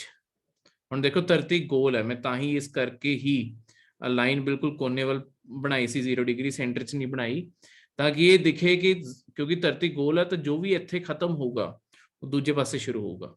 ਤਾਂ ਇੱਥੇ 60 ਡਿਗਰੀ ਵੈਸਟ ਇੱਥੇ ਖਤਮ ਹੋਇਆ ਸੀ, ਤੇ ਇੱਥੇ 90 ਡਿਗਰੀ ਵੈਸਟ ਇੱਥੇ ਆਊਗਾ। ਠੀਕ ਹੈ, ਕਿਉਂਕਿ ਵੈਸਟ ਹੁਣ ਦੂਜੇ ਪਾਸੇ ਆ ਜਾਊਗਾ, ਧਰਤੀ ਕਿਉਂਕਿ ਗੋਲ ਹੈ। ਇੱਥੇ 120 ਡਿਗਰੀ ਈਸਟ, ਇੱਥੇ 120 ਡਿਗਰੀ ਵੈਸਟ, ਇੱਥੇ 150 ਡਿਗਰੀ ਈਸਟ, ਇੱਥੇ 150 ਡਿਗਰੀ ਵੈਸਟ। ਹੁਣ ਜੀ ਇਸ ਪੂਰੀ ਚੀਜ਼ ਨੂੰ ਦੇਖੋਗੇ ਤਾਂ ਇੱਥੇ ਹੈ ਕਿ ਆਪਾਂ ਕੋਈ ਵੀ ਲਾਈਨ ਦੇ ਪਿੱਛੇ ਕਿਹੜੀ ਲਾਈਨ ਹੈ, ਜੇ ਇਸ ਚੀਜ਼ ਨੂੰ ਆਪਾਂ ਸਟੱਡੀ ਕਰਨਾ, ਇਸ ਚੀਜ਼ ਨੂੰ ਆਪਾਂ ਦੇਖਣਾ, ਆਪਾਂ ਕਿਸ ਤਰੀਕੇ ਨਾਲ ਦੇਖ ਸਕਦੇ ਹਾਂ, ਜਿਹੜੀ ਆ 30 ਡਿਗਰੀ ਵੈਸਟ ਹੈ, ਇਹਦੇ ਪਿੱਛੇ ਉਹ ਲਾਈਨ ਹੋਊਗੀ ਜਿਹਦਾ ਟੋਟਲ ਕਰਕੇ 180 ਡਿਗਰੀ ਬਣਨਾ ਚਾਹੀਦਾ। ਤਾਂ 30 ਤੇ 180 ਕਿਹਦੇ ਨਾਲ ਬਣੂਗਾ, 150 ਨਾਲ। ਤੇ ਡਾਇਰੈਕਸ਼ਨ ਉਲਟੀ ਕਰ ਦਿਓ, ਜਿੱਥੇ ਵੈਸਟ ਹੈ, ਕਿਉਂਕਿ ਧਰਤੀ ਦਾ ਜੇ ਇੱਕ ਕੋਨਾ 30 ਡਿਗਰੀ ਹੈ, ਧਰਤੀ ਦਾ ਦੂਜਾ ਕੋਨਾ ਹੀ ਹੋਊਗਾ 150 ਡਿਗਰੀ, ਜਿਹਦੇ ਨਾਲ 180 ਡਿਗਰੀ ਬਣੂਗਾ। ਤਾਂ ਇਸ ਕਾਰਨ ਇੱਕ ਪਾਸੇ ਜੇ ਈਸਟ ਹੈ ਤਾਂ ਇੱਕ ਪਾਸੇ ਵੈਸਟ ਹੋਊਗਾ, ਤੇ ਇਸ ਕਾਰਨ ਡਿਗਰੀਆਂ ਇਸ ਪਾਸੇ ਨੂੰ ਪੁੱਠੀਆਂ ਹੁੰਦੀਆਂ। ਠੀਕ ਹੈ, ਤਾਂ 30 ਡਿਗਰੀ ਵੈਸਟ ਦੇ ਬਿਲਕੁਲ ਪਿੱਛੇ ਹੈ 150 ਡਿਗਰੀ ਜਿਹੜੀ ਈਸਟ ਹੈ, 30 ਡਿਗਰੀ ਵੈਸਟ ਦੇ ਪਿੱਛੇ 150 ਡਿਗਰੀ ਈਸਟ, ਆ ਇੱਕਦਮ ਪਿੱਛੇ ਇੱਕ ਦੂਜੇ ਦੇ ਹੋਣਗੇ। ਇਸ ਤਰੀਕੇ ਨਾਲ ਆਪਾਂ ਸਾਰੀ ਦੁਨੀਆ ਬਣਾਤੀ ਹੈ। ਹੁਣ ਦੇਖੋ ਤੁਸੀਂ ਟਾਈਮ ਵੀ ਕੈਲਕੂਲੇਟ ਕਰਨਾ, ਉਦਾਂ ਕੈਲਕੂਲੇਟ ਕਰਾਂਗੇ। ਦੇਖੋ 0 ਡਿਗਰੀ ਇੱਥੋਂ ਆਪਾਂ ਟਾਈਮ ਸ਼ੁਰੂ ਕਰਦੇ ਹਾਂ। ਠੀਕ ਹੈ, ਤੇ ਜਿਹੜੀ ਆਹ 180 ਡਿਗਰੀ ਦੀ ਲਾਈਨ ਹੈ, ਇਹਨੂੰ ਆਪਾਂ ਕਹਿੰਦੇ ਆ ਅੰਤਰਰਾਸ਼ਟਰੀ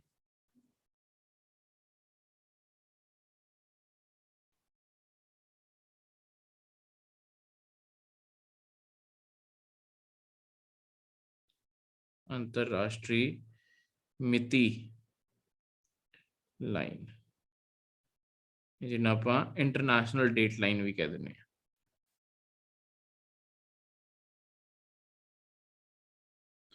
ਲਾਈਨ, ਠੀਕ ਹੈ।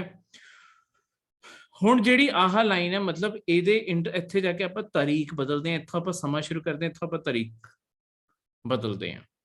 ਠੀਕ ਹੈ, ਇਹ ਮਿਤੀ ਬਦਲਣ ਦੀ ਦੇਣਾ। ਤਾਂ ਆਪਾਂ ਦੇਖੋ ਹੁਣ ਦੋਨੋਂ ਪਾਸੇ ਇੱਥੋਂ ਕੈਲਕੂਲੇਟ ਕਰਾਂਗੇ।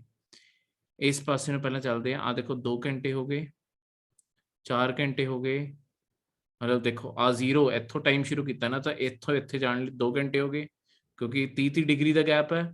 ਇੱਥੇ ਹੋਰ 2 ਘੰਟੇ ਹੋ ਗਏ, ਤਾਂ ਟੋਟਲ ਇੱਥੋਂ ਦੀ 4 ਘੰਟੇ ਹੋ ਗਏ, 2 ਘੰਟੇ ਹੋਰ ਹੋ ਗਏ ਤਾਂ 6 ਘੰਟੇ, 2 ਘੰਟੇ ਹੋਰ ਤਾਂ 8 ਘੰਟੇ, 2 ਘੰਟੇ ਹੋਰ ਤਾਂ 10 ਘੰਟੇ, ਤੇ 180 ਡਿਗਰੀ ਤੇ ਪਹੁੰਚਦੇ ਹੋਏ 12 ਘੰਟੇ ਇਸ ਪਾਸੋਂ। ਦੂਜੇ ਪਾਸੋਂ ਵੀ ਜਾ ਕੇ ਦੇਖ ਲਓ, 2 ਘੰਟੇ ਹੋਰ 2 ਘੰਟੇ, 4 ਹੋਰ ਅੱਗੇ ਗਏ 6, 2 ਹੋਰ ਅੱਗੇ ਗਏ 8, 2 ਹੋਰ ਅੱਗੇ ਗਏ 10, ਤੇ ਇੱਥੇ ਪਹੁੰਚ ਕੇ 12। ਤਾਂ 12 ਘੰਟੇ ਇਸ ਪਾਸੋਂ ਤੇ 12 ਘੰਟੇ ਇਸ ਪਾਸੋਂ। ਜਦੋਂ ਅੰਤਰਰਾਸ਼ਟਰੀ ਸੀਮਾ ਲਾਈਨ ਤੇ ਤੁਹਾਡੇ ਦੋਨੋਂ ਪਾਸੇ 12-12 ਘੰਟੇ ਪੂਰੇ ਹੋ ਜਾਂਦੇ, ਇਹੀ ਤਾਂ 24 ਘੰਟੇ ਆ। ਇਸੇ ਲਈ ਇਸ ਲਾਈਨ ਨੂੰ ਆਪਾਂ ਅੰਤਰਰਾਸ਼ਟਰੀ ਸੀਮਾ ਲਾਈਨ ਬਣਾਇਆ ਹੋਇਆ, ਅੰਤਰਰਾਸ਼ਟਰੀ ਸੌਰੀ ਮਿਤੀ ਲਾਈਨ, ਠੀਕ ਹੈ, ਕਿਉਂਕਿ ਇੱਥੇ ਆ ਕੇ ਤੁਹਾਡੀ ਹਮੇਸ਼ਾ ਡੇਟ ਚੇਂਜ ਹੋਊਗੀ। ਹੁਣ ਦੇਖੋ ਇੱਕ ਚੀਜ਼ ਤੁਹਾਨੂੰ ਹੋਰ ਦੱਸਾਂ, ਜਿਹੜਾ ਸੂਰਜ ਹੈ, ਸੂਰਜ ਹਮੇਸ਼ਾ ਇਸ ਪਾਸੋਂ ਦੀ ਆਉਂਦਾ ਹੈ ਤੇ ਇਸ ਸਾਈਡ ਨੂੰ ਜਾਂਦਾ ਹੈ, ਇਸ ਤਰੀਕੇ ਨਾਲ। ਇਸੇ ਕਾਰਨ ਜਿਵੇਂ ਹੁਣ ਮੈਂ ਤੁਹਾਡੀ ਭਾਰਤ ਦੀ ਗੱਲ ਕਰਾਂ, ਤੁਹਾਡਾ ਭਾਰਤ ਆਲਮੋਸਟ ਇੱਥੇ ਪੈਂਦਾ ਹੈ, ਇੱਥੇ ਤੁਹਾਡਾ ਭਾਰਤ ਪੈਂਦਾ ਹੈ, ਇਹ ਦੋਨੋਂ ਲਾਈਨਾਂ ਦੇ ਵਿੱਚ ਵਿੱਚ ਪੈ ਜਾਂਦਾ, ਠੀਕ ਹੈ। ਦੂਜੇ ਪਾਸੇ ਮਤਲਬ ਥੋੜਾ ਜਿਹਾ ਇਸ ਪਾਸੇ ਨੂੰ, ਚਲੋ ਕੋਈ ਗੱਲ ਨਹੀਂ, ਠੀਕ ਹੈ। ਦੂਜੇ ਪਾਸੇ ਜਿਹੜਾ ਤੁਹਾਡਾ ਲੰਡਨ ਹੈ, ਬ੍ਰਿਟਨ ਹੈ, ਇਹ ਸਾਰੇ ਇੱਥੇ ਪੈਂਦੇ ਆ। ਹਮੇਸ਼ਾ ਜਦ ਵੀ ਤੁਹਾਡਾ ਸੂਰਜ ਆਉਂਦਾ ਹੈ, ਸਭ ਤੋਂ ਪਹਿਲਾਂ ਸਵੇਰ ਆਪਣੇ ਹੁੰਦੀ ਹੈ, ਉਦੋਂ ਬਾਅਦ ਲੰਡਨ ਵੱਲ ਨੂੰ ਮਤਲਬ ਬ੍ਰਿਟਨ ਵੱਲ ਨੂੰ ਸੂਰਜ ਜਾਂਦਾ ਹੈ। ਇਸੇ ਕਰਕੇ ਜਿਹੜੀ ਆਹ ਹੁਣ ਸਾਰੀ ਦੀ ਸਾਰੀ ਸਾਈਡ ਹੈ, ਇਸੇ ਕਰਕੇ ਆਪਣਾ ਸਮੇਂ ਵਿੱਚ ਬ੍ਰਿਟਨ ਤੋਂ ਅੱਗੇ ਚੱਲ ਰਹੇ ਹਾਂ। ਤੇ ਇਸੇ ਕਾਰਨ ਆਪਣਾ ਜਿਹੜਾ ਸਮੇਂ ਹੈ, ਜਦੋਂ ਆਪਾਂ ਕਹਿੰਦੇ ਹਾਂ ਕਿ ਆਪਾਂ ਆਪਣਾ ਟਾਈਮ ਦੇਖਦੇ ਹਾਂ, ਅੱਛਾ ਆਪਣੇ ਇੰਨੇ ਵੱਜ ਰਹੇ ਆ, ਤਾਂ ਆਪਾਂ ਕਹਿੰਦੇ ਬ੍ਰਿਟਨ 'ਚ ਕਿੰਨੇ ਵੱਜ ਰਹੇ ਹੋਣੇ ਆ, ਤਾਂ ਕਹਿੰਦੇ ਆ ਬਸ ਕਰ ਲਓ ਐਡਜਸਟ, ਆਪਣੇ ਤੋਂ 5.5 ਘੰਟੇ ਪਿੱਛੇ ਆ। 5.5 ਘੰਟੇ ਇਸੇ ਲਈ ਪਿੱਛੇ ਹੈ ਕਿਉਂਕਿ ਜਦੋਂ ਧਰਤੀ ਤੇ ਸੂਰਜ ਆਪਾਂ ਨੂੰ ਇਸ ਸਾਈਡ ਤੋਂ ਚੜ੍ਹਦਾ ਹੋਇਆ ਦਿਖਦਾ ਹੈ, ਠੀਕ ਹੈ, ਚੜ੍ਹਦੇ ਵਾਲੇ ਪਾਸੇ ਤੋਂ ਸੂਰਜ ਆਣਾ ਹੈ, ਤਾਂ ਇੰਡੀਆ ਚੜ੍ਹਦੇ ਵਾਲੇ ਪਾਸੇ ਹੈ ਤੇ ਉਹ ਲਹਿੰਦੇ ਵਾਲੇ ਪਾਸੇ ਹੈ। ਤੇ ਇਸ ਤਰੀਕੇ ਨਾਲ ਤੁਹਾਡਾ ਜਿਹੜਾ ਸਰ ਦਾ ਸੂਰਜ ਜਾ ਰਿਹਾ ਹੈ, ਤੇ ਇਸੇ ਤਰੀਕੇ ਨਾਲ ਭਾਰਤ ਦੇ ਅੰਦਰ ਵੀ ਜਿਹੜਾ ਆਪਾਂ ਨਾਰਥ ਈਸਟ ਦਾ ਏਰੀਆ, ਆਹ ਅਰੁਣਾਚਲ ਪ੍ਰਦੇਸ਼ ਸਭ ਤੋਂ ਪਹਿਲੀ ਸਟੇਟ ਹੈ ਜਿੱਥੇ ਤੁਹਾਡਾ ਕੀ ਕਹਿੰਦੇ ਸੂਰਜ ਦਿਖਦਾ ਹੈ। ਤੇ ਭਾਰਤ ਦੇ ਇੱਕ ਕੋਨੇ ਤੋਂ ਦੋ ਕੋਨੇ ਦੇ ਵਿੱਚ ਨਾ ਆਲਮੋਸਟ 30 ਡਿਗਰੀ ਦਾ ਫਰਕ ਹੈ, ਯਾਨੀ ਕਿ ਅਰੁਣਾਚਲ ਪ੍ਰਦੇਸ਼ ਤੋਂ ਲੈ ਕੇ ਗੁਜਰਾਤ ਦਾ ਜਿਹੜਾ ਕੋਨਾ ਹੈ, ਇਹਦੇ ਵਿੱਚ 2 ਘੰਟੇ ਦਾ ਫਰਕ ਹੈ, ਯਾਨੀ ਕਿ ਨਾਰਥ ਈਸਟ ਦਾ ਜਿਹੜਾ ਇਲਾਕਾ ਉਹ ਆਲਮੋਸਟ 2 ਘੰਟੇ ਅੱਗੇ ਚੱਲ ਰਿਹਾ, ਠੀਕ ਹੈ। ਤਾਂ ਇਸ ਤਰੀਕੇ ਨਾਲ ਹੁਣ ਇਸ ਤਰੀਕੇ ਨਾਲ ਆਪਣੇ ਭਾਰਤ ਦੀ ਸਾਰੀ ਚੌੜਾਈ ਹੈ। ਹੁਣ ਇਸ ਚੀਜ਼ ਨੂੰ ਜਦੋਂ ਆਪਾਂ ਪੜ੍ਹਨੇ, ਦੇਖੋ ਆਪਣਾ ਆਲਮੋਸਟ ਜਾਪਾਨ ਇੱਥੇ ਆ, ਆਪਾਂ ਭਾਰਤ ਨੂੰ ਮਿਟਾਇਆ ਇੱਕ ਮਿੰਟ, ਆ ਤੁਹਾਡਾ ਭਾਰਤ ਲਗਾ ਲਓ। ਹੁਣ ਆਪਾਂ ਸਮਾਂ ਕਿੱਦਾਂ ਮੇਜਰ ਕਰਦੇ ਹਾਂ, ਆਪਾਂ ਕਰਕੇ ਵੀ ਦੇਖਾਂਗੇ। ਆ ਤੁਹਾਡਾ ਜਾਪਾਨ ਹੋ ਗਿਆ, ਠੀਕ ਹੈ। ਜਿਹੜਾ ਅਮਰੀਕਾ, ਅਮਰੀਕਾ ਆਪਣੇ ਬਿਲਕੁਲ ਦੂਜੇ ਪਾਸੇ ਨੂੰ ਪੈਂਦਾ, ਤੇ ਇੱਥੇ ਨੂੰ ਅਮਰੀਕਾ ਪੈ ਗਿਆ, ਠੀਕ ਹੈ। ਅਮਰੀਕਾ ਆਪਣੇ ਜ਼ਿਆਦਾ ਚੌੜਾ ਹੈ, ਪਰ ਇੱਥੇ ਇਹਨੂੰ ਪੈ ਗਿਆ। ਹੁਣ ਜੇ ਤੁਸੀਂ ਦੇਖੋ ਸਭ ਤੋਂ ਪਹਿਲਾਂ ਸੂਰਜ ਤੁਹਾਡੇ ਜਾਪਾਨ ਵਾਲੇ ਪਾਸੇ ਨੂੰ ਆਉਂਦਾ, ਜਾਪਾਨ ਵਾਲੇ ਪਾਸੇ ਨੂੰ ਆਇਆ, ਉੱਥੇ ਸਭ ਤੋਂ ਸਵੇਰ ਹੋਈ, ਫਿਰ ਸਮਾਂ ਹੌਲੀ ਹੌਲੀ ਅੱਗੇ ਵੱਧਦਾ ਗਿਆ। ਇੰਡੀਆ 'ਚ ਆਪਣੇ ਭਾਰਤ ਵਿੱਚ ਸੂਰਜ ਆਇਆ, ਦਿਨ ਚੜਿਆ, ਦੁਪਹਿਰ ਹੋਣ ਲੱਗ ਗਈ, 5.5 ਘੰਟੇ ਪਿੱਛੇ ਆਹਾ। ਉਸ ਤੋਂ ਬਾਅਦ ਅਮਰੀਕਾ 'ਚ ਇਸ ਤਰੀਕੇ ਨਾਲ।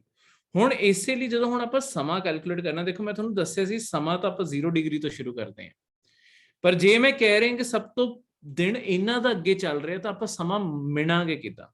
ਦੇਖੋ ਕਿਉਂਕਿ ਆਹ ਬ੍ਰਿਟਨ ਵਾਲਿਆਂ ਨੇ ਆਪਣੇ ਇੱਥੇ ਲਾਈਨ ਬਣਾਈ ਸੀ, ਇਹਨਾਂ ਦੇ ਜੋ ਵੀ ਦੇਸ਼ ਪੱਛਮ ਵੱਲ ਨੂੰ ਪੈਂਦੇ ਆ, ਈਸਟ ਸਾਈਡ ਨੂੰ ਪੈਂਦੇ ਆ, ਠੀਕ ਹੈ, ਉਹ ਸਾਰੇ ਦੇਸ਼ਾਂ ਦਾ ਜੋ ਹੈਗਾ, ਜਿੰਨੇ ਵੀ ਦੇਸ਼ ਇਹਨਾਂ ਦੇ ਇਸ ਪਾਸੇ ਨੂੰ ਪੈਂਦੇ ਆ, ਉਹਨਾਂ ਦਾ ਜੇ ਆਪਾਂ ਨੂੰ ਟਾਈਮ ਕੈਲਕੂਲੇਟ ਕਰਨਾ ਹੈ, ਉਹਨਾਂ ਲਈ ਹਮੇਸ਼ਾ ਜੋ ਵੀ ਇੱਥੇ ਟਾਈਮ ਹੋਊਗਾ ਉਹ ਤਾਂ ਆਪਾਂ ਪਲੱਸ ਕਰਦੇ ਆ, ਕਿਉਂਕਿ ਜਿਵੇਂ ਮੈਂ ਤੁਹਾਨੂੰ ਦੱਸਿਆ ਭਾਰਤ ਟਾਈਮ ਤੋਂ ਅੱਗੇ ਆ, ਤੇ ਯਾਨੀ ਕਿ ਜਿਵੇਂ ਇੱਥੇ ਜੇ ਦੁਪਹਿਰ ਦੇ 12 ਵਜੇ ਆ, ਤਾਂ ਜੇ ਆਪਾਂ ਨੂੰ ਲੰਡਨ ਬੈਠ ਕੇ ਸੋਚਣਾ ਕਿ ਅੱਛਾ ਭਾਰਤ ਕੀ ਟਾਈਮ ਹੋ ਰਿਹਾ ਹੋਊਗਾ, ਬਸ 5.5 ਘੰਟੇ ਐਡ ਕਰ ਦੋ, ਇਸ ਪਾਸੇ ਨੂੰ ਐਡ ਹੀ ਕਰਨੇ ਆ, ਤਾਂ ਆਪਣੇ ਇੱਥੇ 5:30 ਵੱਜ ਰਹੇ ਹੋਣੇ ਸ਼ਾਮ ਦੇ, ਆਪਣੀ ਸ਼ਾਮ ਹੋ ਗਈ, ਉਹਨਾਂ ਦੀ ਦੁਪਹਿਰ ਹੋ ਰਹੀ ਹੈ। ਪਰ ਜੇ ਉਹੀ ਕੋਈ ਬੈਠ ਕੇ ਕਵੇ ਕਿ ਅੱਛਾ ਅਮਰੀਕਾ ਕੀ ਟਾਈਮ ਹੋ ਰਿਹਾ ਹੋਊਗਾ, ਇਸ ਪਾਸੇ ਨੂੰ ਜੇ ਇਸ ਲਾਈਨ ਦੇ ਦੱਖਣ ਵੱਲ ਨੂੰ ਜਾਣਾ ਹੈ, ਸੌਰੀ ਇਸ ਲਾਈਨ ਦੇ ਤੁਹਾਡੇ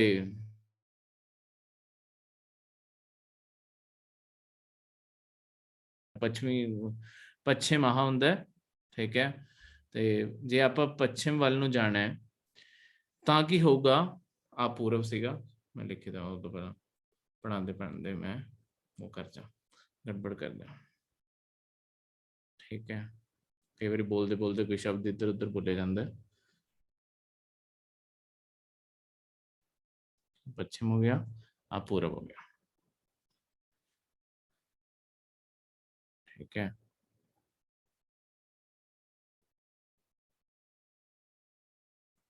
पश्चिम ते पूरब, मैं की दस रहा सी। हाँ, जब आप पश्चिम वाल ਨੂੰ ਜਾਵਾਂਗੇ ਆਪਾਂ ਸਮੇਂ ਨੂੰ ਹਮੇਸ਼ਾ ਮਾਈਨਸ ਕਰਨਾ ਹੈ, ਜਦ ਆਪਾਂ ਪੂਰਬ ਵੱਲ ਨੂੰ ਜਾਵਾਂਗੇ ਆਪਾਂ ਸਮੇਂ ਨੂੰ ਹਮੇਸ਼ਾ ਪਲੱਸ ਕਰਨਾ ਹੈ।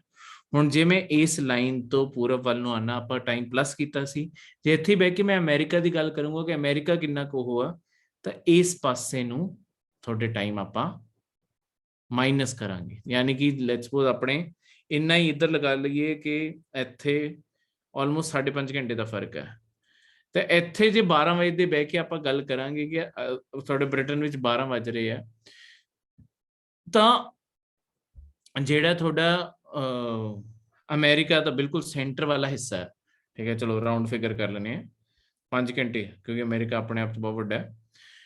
ਤਾਂ ਅਮਰੀਕਾ ਦਾ ਕੋਈ ਇੱਥੇ ਕੋਈ ਸ਼ਹਿਰ ਹੈ ਜਿਹੜਾ 5 ਘੰਟੇ ਪਿੱਛੇ ਸੀਗਾ, ਤਾਂ ਆਪਾਂ ਜੇ ਇੱਥੇ 12 ਵੱਜ ਰਹੇ, ਆਪਾਂ ਜੇ ਸੋਚ ਰਹੇ ਹਾਂ ਕਿ ਆਪਾਂ ਉਸ ਸ਼ਹਿਰ ਕਾਲ ਕਰ ਲਈਏ, ਕੀ ਟਾਈਮ ਹੋ ਰਿਹਾ ਹੋਊਗਾ, ਤਾਂ ਆਪਾਂ ਹਮੇਸ਼ਾ 5 ਘੰਟੇ ਮਾਈਨਸ ਕਰਕੇ ਕੈਲਕੂਲੇਟ ਕਰਨਾ। ਯਾਨੀ ਕਿ ਸਵੇਰ ਦੇ 7 ਵਜ ਰਹੇ, ਉਹਨਾਂ ਦੀ ਹਜੇ ਸਵੇਰ ਹੋ ਰਹੀ ਹੈ, ਬਸ ਦਿਨ ਸ਼ੁਰੂ ਹੋ ਰਿਹਾ, ਇਹਨਾਂ ਦੀ ਦੁਪਹਿਰ ਹੋ ਗਈ ਹੈ, ਆਪਣੀ ਉਸੇ ਟਾਈਮ ਤੇ ਸ਼ਾਮ ਹੋ ਰਹੀ ਹੈ। ਆਪਾਂ ਵੀ ਮਤਲਬ ਜੇ ਆਪਾਂ ਡਾਇਰੈਕਟਲੀ ਵੀ ਅਮਰੀਕਾ ਤੋਂ ਟਾਈਮ ਮਾਈਨਸ ਕਰਨਾ, ਤਾਂ ਆਪਾਂ ਇਦਾਂ ਪਿੱਛੇ ਨੂੰ ਬਸ ਆਪਾਂ ਇਸ ਪਾਸੇ ਨੂੰ ਜਦ ਵੀ ਜੇ ਛੋਟਾ ਜਿਹਾ ਡਿਸਟੈਂਸ ਵੀ ਇਸ ਪਾਸੇ ਨੂੰ ਕੀਤਾ ਨਾ, ਆਪਾਂ ਟਾਈਮ ਹਮੇਸ਼ਾ ਮਾਈਨਸ ਕਰਨਾ। ਆਪਾਂ ਥੋੜਾ ਜਿਹਾ ਡਿਸਟੈਂਸ ਇਸ ਸਾਈਡ ਨੂੰ ਵੀ ਕੈਲਕੂਲੇਟ ਕੀਤਾ, ਹਮੇਸ਼ਾ ਟਾਈਮ ਪਲੱਸ ਕਰਨਾ। ਠੀਕ ਹੈ, ਇਸ ਤਰੀਕੇ ਨਾਲ ਇਹ ਸਾਰੀ ਦੀ ਸਾਰੀ ਚੀਜ਼ ਨੂੰ ਸਮਝੋ। ਠੀਕ ਹੈ, ਹੁਣ ਇਹ ਪਲੱਸ ਮਾਈਨਸ ਕਿੰਨਾ ਕਰਨਾ ਹੈ, ਹਮੇਸ਼ਾ ਜਿੰਨੀਆਂ ਆਹ ਲਾਈਨਾਂ ਦਾ ਫਰਕ ਹੈ, ਜਿਵੇਂ ਮੈਂ ਤੁਹਾਨੂੰ ਦੱਸਿਆ ਕਿ ਹਰ 15 ਡਿਗਰੀ 'ਚ 1 ਘੰਟਾ ਹੈ। ਹੁਣ ਜਿੰਨਾ ਡਿਗਰੀ ਦਾ ਫਰਕ ਹੋਊਗਾ, ਜਿਵੇਂ ਮੈਂ ਤੁਹਾਨੂੰ ਇੱਥੇ ਦੇਖੋ ਆਹ ਲਾਈਨ, ਜਿਵੇਂ ਆ 90 ਡਿਗਰੀ ਦੀ ਲਾਈਨ ਲੈਣੇ ਆ, ਹੁਣ ਇੱਥੇ 90 ਡਿਗਰੀ ਤੇ 0 ਡਿਗਰੀ ਵਿੱਚ ਤੁਹਾਡੇ 30 ਡਿਗਰੀ ਕਰਦੇ 2 4 6 ਘੰਟੇ ਦਾ ਫਰਕ ਹੈ ਨਾ, ਤਾਂ 6 ਘੰਟੇ ਇਸ ਸਾਈਡ ਨੂੰ, ਜੇ ਮੈਂ ਇਸ ਸਾਈਡ ਨੂੰ ਕਰ ਰਿਹਾ ਤਾਂ ਮੈਨੂੰ -6 ਕਰਨੇ ਪੈਣੇ। ਇਸ ਸਾਈਡ ਨੂੰ ਜਾ ਰਿਹਾ ਨਾ, ਜਦ ਵੀ ਆਹ ਵਾਲਾ ਐਰੋ ਲਾਉਂਗਾ ਮਾਈਨਸ ਕਰਨਾ, ਜਦ ਵੀ ਆਹ ਵਾਲਾ ਐਰੋ ਲਾਉਂਗਾ ਪਲੱਸ ਕਰਨਾ। ਤਾਂ ਇਸ ਤਰੀਕੇ ਨਾਲ ਹੁਣ ਤੁਸੀਂ ਪ੍ਰੈਕਟਿਸ ਲਈ ਅੱਡ-ਅੱਡ ਕੰਟਰੀ, ਉਹਨਾਂ ਦੀਆਂ ਸਿਟੀਜ਼ ਦੇ ਵਿੱਚ ਉਹ ਕੈਲਕੂਲੇਟ ਕਰਕੇ ਜ਼ਰੂਰ ਦੇਖਿਓ। ਤੁਸੀਂ ਇਸ ਚੀਜ਼ ਨੂੰ ਯਾਦ ਰੱਖਣਾ, ਹਰ 15 ਡਿਗਰੀ ਲਈ 1 ਘੰਟਾ ਤੇ 1 ਡਿਗਰੀ ਲਈ 4 ਮਿੰਟ ਦਾ ਫਰਕ, ਇਸ ਤਰੀਕੇ ਨਾਲ। ਹੁਣ ਬਸ ਆ ਟਾਈਮ ਦੀ ਲਾਈਨ ਦੱਸਾਂ, ਦੇਖੋ ਇਹ ਜਿਹੜੀ ਆ 180 ਡਿਗਰੀ ਲਾਈਨ ਮੈਂ ਬਣਾਈ ਸੀ, ਅੰਤਰਰਾਸ਼ਟਰੀ ਸੀਮਾ ਲਾਈਨ, ਇਹ ਨਾ ਸਿੱਧੀ ਨਹੀਂ ਹੈ। ਹੁਣ ਇਸ ਚੀਜ਼ ਬਾਰੇ ਮੈਂ ਦੱਸਾਂ, ਕਿਉਂਕਿ ਆਪਾਂ ਸਾਰੀਆਂ ਆਹ ਲਾਈਨਾਂ ਆਪਣੇ ਲਈ ਬਣਾਈਆਂ, ਤਾਂ ਇਹ ਲਾਈਨ ਆਪਾਂ ਸਿੱਧੀ ਨਹੀਂ ਬਣਾਈ, ਇਹ ਲਾਈਨ ਨਾ ਕੁਛ ਇਦਾਂ ਦੀ ਦਿਖਦੀ ਹੈ। ਤਾਂ ਇਹ ਲਾਈਨ ਆਪਾਂ ਟੇਢੀ ਮੇਢੀ ਕਿਉਂ ਬਣਾਈ ਹੈ? ਦੇਖੋ ਆਪਾਂ ਕੀ ਚਾਹੁੰਦੇ ਹਾਂ, ਦੇਖੋ ਇੱਕ ਦੇਸ਼ ਦੇ ਅੰਦਰ ਟਾਈਮ ਅੱਡ-ਅੱਡ ਹੋ ਸਕਦਾ ਹੈ, ਪਰ ਆਪਣੀ ਕੋਸ਼ਿਸ਼ ਕੀ ਹੈ ਕਿ ਸਮਾਂ ਬਿਲਕੁਲ ਦਿਨ ਜਿਹੜਾ ਹੈਗਾ ਉਹ ਬਿਲਕੁਲ ਸੇਮ ਰਵੇ। ਕਿਉਂਕਿ ਤੁਸੀਂ ਇਸ ਲਾਈਨ ਦੀ ਇੱਕ ਚੀਜ਼ ਸਮਝੋ ਕਿ ਜਦੋਂ ਸੂਰਜ ਇਸ ਜਗ੍ਹਾ ਤੇ ਹੈ, ਜਦੋਂ ਸੂਰਜ ਇਸ ਲਾਈਨ ਤੇ ਆ, ਬਿਲਕੁਲ ਸਿੱਧਾ ਇਸ ਲਾਈਨ ਤੇ ਪੈ ਰਿਹਾ, ਤਾਂ ਹੈਗਾ ਕੀ ਹੈ, ਮਤਲਬ ਟਾਈਮ ਇੱਥੇ ਉਹੀ ਹੈ। ਇੱਥੇ ਆਪਾਂ ਮੰਨੀਏ ਕਿ ਬਿਲਕੁਲ ਸੂਰਜ ਇੱਥੇ ਸਿਰ ਦੇ ਉੱਤੇ ਹੈ, ਤਾਂ ਦੁਪਹਿਰ ਦੇ 12 ਵੱਜ ਰਹੇ ਆ, ਪਰ ਕਿਉਂਕਿ ਆਪਾਂ 12 ਘੰਟੇ ਇਸ ਪਾਸੇ ਨੂੰ ਕੈਲਕੂਲੇਟ ਕੀਤੇ ਸੀ ਤੇ 12 ਘੰਟੇ ਇਸ ਪਾਸੇ ਨੂੰ ਘੁਮਾ ਕੀਤੇ ਸੀ, 24 ਘੰਟੇ ਦਿਨ ਵੀ ਤਾਂ ਕਿਤੇ ਪੂਰਾ ਕਰਨਾ ਹੈ। ਤਾਂ ਆਹ ਜਿਹੜੀ ਆਪਣੀ 180 ਡਿਗਰੀ ਦੀ ਲਾਈਨ ਹੈ, ਇਹ 'ਚ ਫਰਕ ਕੀ ਆਉਂਦਾ ਹੈ? ਕਿਉਂਕਿ ਮੈਂ ਤੁਹਾਨੂੰ ਦੱਸਿਆ ਸੂਰਜ ਇਸ ਪਾਸੋਂ ਦੀ ਸ਼ੁਰੂ ਕਰਦਾ, ਇੱਥੇ ਇਸ ਪਾਸੇ ਨੂੰ ਜਾਂਦੇ ਹੋਏ ਇਸ ਲਾਈਨ ਦੇ ਇਸ ਪਾਸੇ ਨੂੰ ਡੇਟ ਹਮੇਸ਼ਾ ਪਲੱਸ ਹੋਊਗੀ, ਇਸ ਲਾਈਨ ਦੇ ਡੇਟ ਇਸ ਸਾਈਡ ਤੇ ਹਮੇਸ਼ਾ ਮਾਈਨਸ ਹੋਊਗੀ। ਤਾਂ ਇਹਦਾ ਮਤਲਬ ਕੀ ਹੈ? ਦੇਖੋ ਇਸ ਲਾਈਨ ਤੇ ਵੱਜ 12 ਹੀ ਰਹੇ ਆ, ਪਰ ਜੇ ਤੁਸੀਂ ਲਾਈਨ ਦੇ ਇਸ ਪਾਸੇ ਖੜੇ ਹੋ, ਆਪਾਂ ਕੋਈ ਵੀ ਇੱਕ ਡੇਟ ਲਾ ਲੈਂਦੇ ਹਾਂ, ਮੰਨ ਲਓ ਕਿ ਇਸ ਲਾਈਨ ਦੇ ਇਸ ਸਾਈਡ ਤੇ 2 ਤਾਰੀਖ ਹੋਈ ਹੈ, ਤਾਂ ਇਸ ਲਾਈਨ ਦੇ ਬਿਲਕੁਲ ਇਸ ਪਾਸੇ ਨੂੰ ਬਸ ਥੋੜਾ ਜਿਹਾ 1 ਕਿਲੋਮੀਟਰ ਇਸ ਪਾਸੇ ਨੂੰ ਗਏ, ਤੁਹਾਡੀ ਤਾਰੀਖ ਇੱਕ ਹੋ ਜਾਊਗੀ। ਤਾਂ ਇਹ ਦਿਨ ਦਾ ਫਰਕ ਕਿੱਦਾਂ ਆ ਜਾਂਦਾ? ਕਿਤੇ ਨਾ ਕਿਤੇ ਆਪਾਂ ਨੂੰ ਕਰਨਾ ਪੈਣਾ ਸੀ। ਇਹ ਆਪਾਂ ਹੁਣ ਜਿਹੜੀ ਫਿਰ, ਤਾਂ ਕਿ ਕਨਫਿਊਜ਼ਨ ਨਾ ਹੋਵੇ, ਕਿਸੇ ਦੇਸ਼ ਦੇ ਵਿੱਚੋਂ ਨਹੀਂ ਇਹ ਲਾਈਨ ਕੱਢੀ, ਕਿਉਂਕਿ ਨਹੀਂ ਤਾਂ ਇੱਕ ਦੇਸ਼ ਦੇ ਵਿੱਚ ਹੀ ਇਦਾਂ 2-2 ਟਾਈਮ ਹੁੰਦੇ। ਆਪਾਂ ਕੀ ਕੀਤਾ, ਇਹ ਸਾਰੀ ਲਾਈਨ ਸਮੁੰਦਰ ਚੋਂ ਕੱਢੀ ਹੈ। ਹੁਣ ਇਸ ਕਰਕੇ ਜਿਹੜੇ ਦੇਸ਼ ਦੀ ਸਰਹੱਦ ਇਦਾਂ ਜਿੱਥੇ ਪੈਂਦੀ ਸੀ ਨਾ, ਆਪਾਂ ਉਸ ਤਰੀਕੇ ਨਾਲ ਆਪਾਂ ਇਸ ਚੀਜ਼ ਨੂੰ ਐਡਜਸਟ ਕਰਤਾ, ਇਸ ਲਾਈਨ ਨੂੰ ਅੱਗੇ ਪਿੱਛੇ ਕਰਤਾ, ਤਾਂ ਕਿ ਦਿਨ ਇਕੱਠੇ ਸ਼ੁਰੂ ਹੋਵੇ, ਸਮਾਂ ਅੱਡ-ਅੱਡ ਹੋ ਸਕਦਾ। ਹੁਣ ਜਿਵੇਂ ਰਸ਼ੀਆ ਜਿਹੜਾ ਹੈਗਾ, ਜਿਹੜਾ ਤੁਹਾਡਾ ਰੂਸ ਹੈ, ਉਹ ਬਹੁਤ ਚੌੜਾ ਹੈ, ਆਪਣੇ ਆਪ 'ਚ ਇੰਨਾ ਲੰਬਾਈ 'ਚ ਬਹੁਤ ਜ਼ਿਆਦਾ। ਹੁਣ ਇੱਥੇ ਬਹੁਤ ਸਾਰੇ ਟਾਈਮ ਜ਼ੋਨ ਪੈਂਦੇ। ਦੇਖੋ ਜਿਹੜੀ ਕੰਟਰੀ ਲੰਬਾਈ 'ਚ ਹੋਊਗੀ, ਉਹ ਪੂਰੇ ਦੇਸ਼ 'ਚ ਇੱਕੋ ਹੀ ਟਾਈਮ ਪਊਗਾ, ਕਿਉਂਕਿ ਉਹ ਲੰਬੀ ਹੈ। ਟਾਈਮ ਜ਼ਿਆਦਾ ਉਦੋਂ ਲੱਗਦਾ ਕਿਉਂਕਿ ਸੂਰਜ ਹੌਲੀ-ਹੌਲੀ ਇਦਾਂ ਜਾਊਗਾ ਜਦੋਂ ਥੋੜਾ ਚੌੜਾ ਹੋਊਗਾ ਦੇਸ਼। ਰੂਸ ਤੁਹਾਡਾ ਬਹੁਤ ਚੌੜਾ ਹੈ। ਰੂਸ ਦੇ ਅੰਦਰ ਜੇ ਤੁਸੀਂ ਰੂਸ ਦੇ ਇੱਕ ਕੋਨੇ ਤੋਂ ਦੂਜੇ ਕੋਨੇ ਟਰੈਵਲ ਕਰੋ, ਰੂਸ ਨੇ ਨਾ ਆਪਣੇ 11 ਵਾਰੀ ਟਾਈਮ ਜ਼ੋਨ ਬਣਾਏ ਹੋਏ ਆ। ਤਾਂ ਤੁਹਾਨੂੰ ਰੂਸ ਦੇ ਇੱਕ ਕੋਨੇ ਤੋਂ ਦੂਜੇ ਕੋਨੇ ਟਰੈਵਲ